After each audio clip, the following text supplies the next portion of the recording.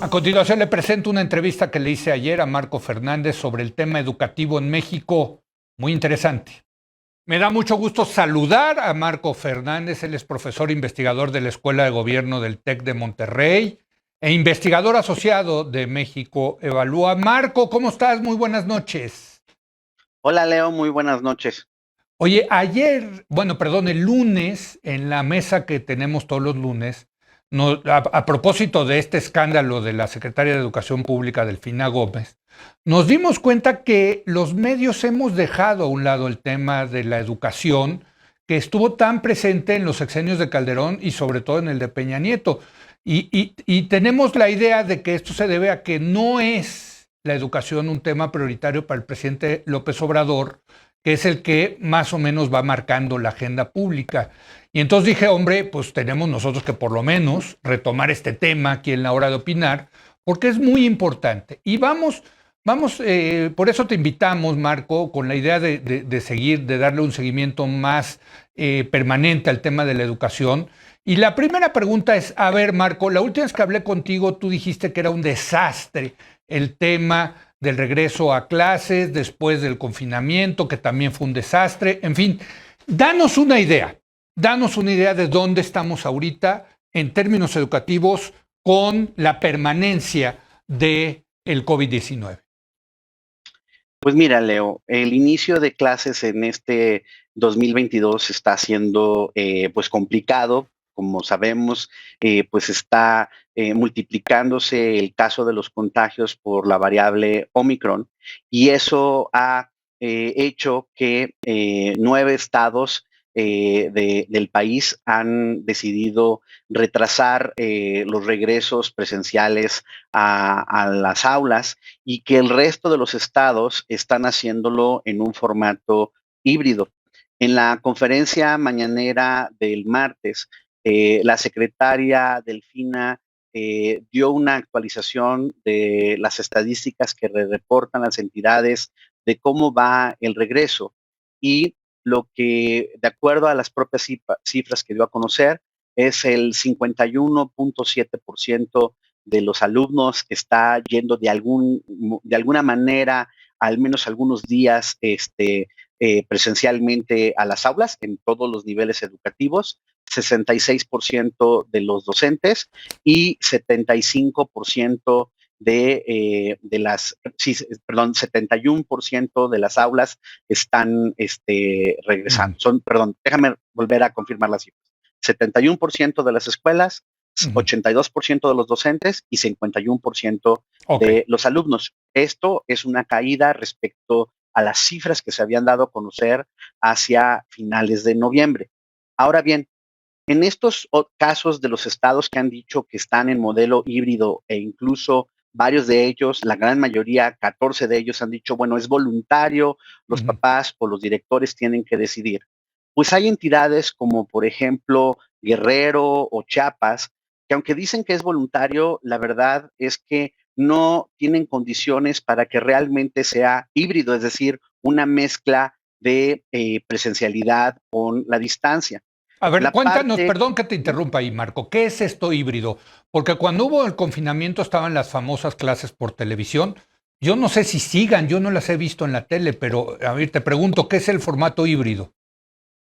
el formato híbrido, si fuera realmente híbrido, sería como en muchas escuelas, la mayor parte de ellas particulares, Uh -huh. en donde un pedazo del grupo está en el aula y se está transmitiendo la clase, se tiene un equipo de cómputo y el resto de los compañeros está tomando la clase a través del Internet. Sí, Esa no es la realidad de las sí, escuelas, de la gran mayoría de las escuelas públicas. Por lo ok. que cuando dicen híbrido, pues híbrido más bien es que es escalonado, es decir, unos días van unos alumnos, otros días va otro segmento de alumnos. Hay casos, por ejemplo, Pero en donde, ya no hay las clases de televisión famosas.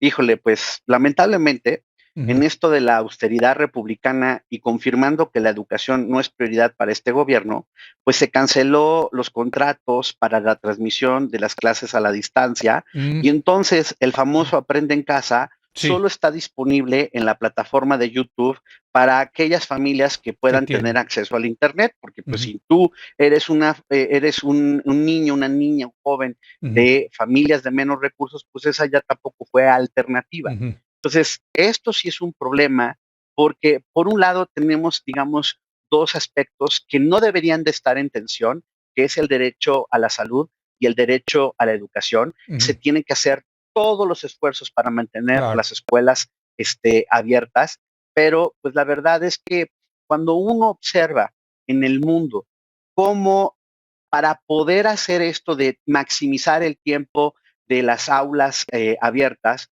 pues hay condiciones básicas que México pues no las cumple de manera Ujú, adecuada. ujú. Por un lado, necesitas la vacunación del personal docente y de los alumnos. Hay un aspecto que va en la dirección correcta, que desde la semana pasada comenzaron a aplicarse los refuerzos de la vacunación Sí. en la mayor parte de la comunidad docente. Perdón, Van, Marco, nada más, antes de que entremos a la vacunación, sí, porque me quedé con la duda. Entonces, lo que estás diciendo tú es que lo híbrido en realidad no es híbrido.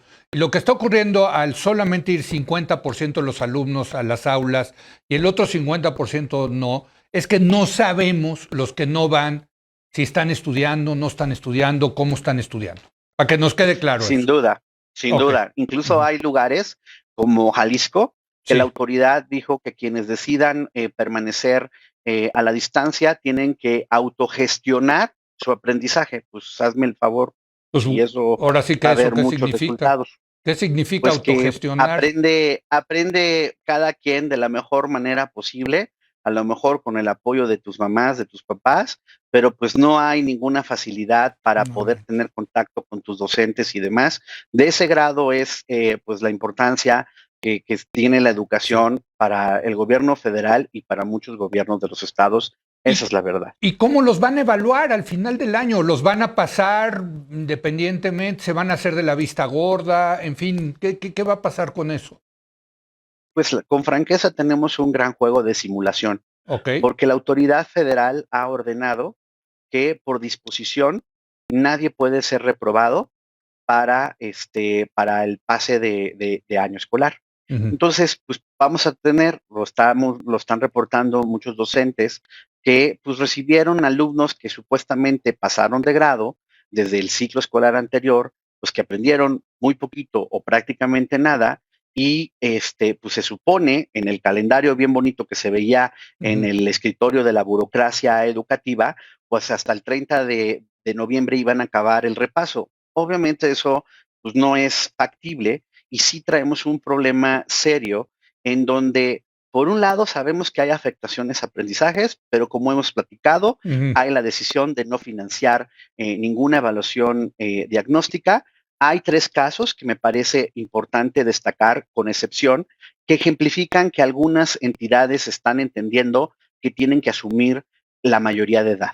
Por ujú. un lado, Guanajuato ha hecho una evaluación con el Banco Mundial que darán Ok. a conocer en marzo. Ujú, Nuevo León, al menos en media superior, está haciendo una evaluación también diagnóstica. Como dicen, total transparencia, ahí nosotros estamos ayudando ah, a qué la bueno. Ujú, implementación de esa evaluación ujú, diagnóstica.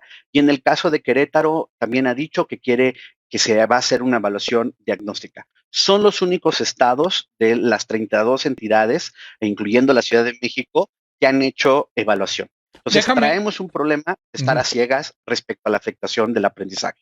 Antes de irnos a la vacunación, que es muy importante este tema, pero sí te quiero preguntar de la deserción escolar, porque 50% de los Ujú. alumnos, de acuerdo a cifras del gobierno, están yendo a las aulas, 50% no, quién sabe qué esté pasando ahí.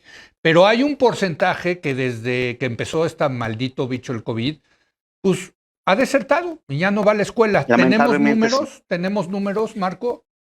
Tenemos números incompletos, Ok. porque los únicos que se han dado a conocer es los chicos que abandonaron la escuela en el ciclo escolar anterior. Todavía no sabemos de Ujú, qué tamaño es la caída para este ciclo escolar. ok. En el ciclo escolar anterior hubo una caída global del 2.2%, donde hubo más caída fue en la media superior, una caída de 3.4%, cerca de 160,000 alumnos dejaron de estudiar, Y a eso además se complica el que muchos de los alumnos que tenían que transitar de la secundaria, del tercero de secundaria a la media superior, ya no se inscribieron para continuar sus estudios. Entonces, traemos una serie de afectaciones educativas importantes y, insisto, el problema de no poner como al centro la educación en un país hace que, por ejemplo, las condiciones que hablaba de tratar de maximizar la posibilidad de mantener las aulas se mermen. Porque, por ejemplo, en el caso de la vacunación de los Ahora menores sí, de edad, venga la vacunación. todos los países están avanzando prácticamente en esa dirección. Nosotros hemos hecho, entre México Evalúa y la Iniciativa de Educación del TEC de Monterrey, un repaso de cómo está la vacunación, por ejemplo, para menores de 15 años Sí. alrededor del mundo. Y simplemente en el continente americano, uno va por la lista y, o sea, Argentina, Belice, Bolivia, Brasil, Canadá, Chile, Colombia, Costa Rica, Cuba, Ecuador, Estados Unidos, El Salvador, Guatemala, Honduras, Jamaica, Nicaragua, Panamá, Paraguay, Perú, República Dominicana, Uruguay y Venezuela, todos están vacunando a menores de 15 años, ya sea a partir de los 5, incluso hay países que como Chile están vacunando desde los 3 años y demás. México nomás se niega y ahí pues la autoridad de salud le ha amarrado las manos a la de educación y obviamente eso mete presión sobre todo, ojo, obviamente en las escuelas de educación básica.